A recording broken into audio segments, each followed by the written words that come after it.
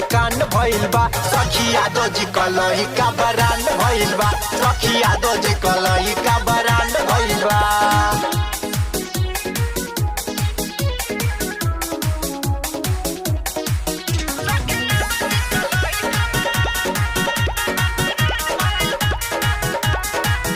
उतना ही अभी सुधरल बहुत बाटे उ त बिगड़ल। हमर जियरा बहुते डरल सखी रे।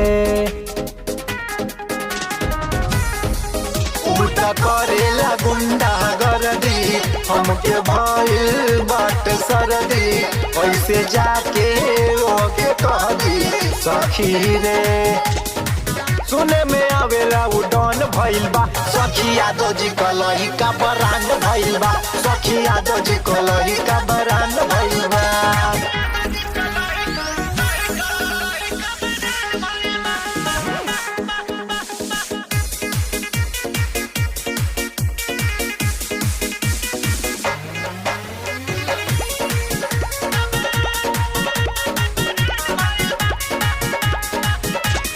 रहेला जाके काशी हमके भइल बाटे खासी। कहली दूगो ओकर मासी सखी रे।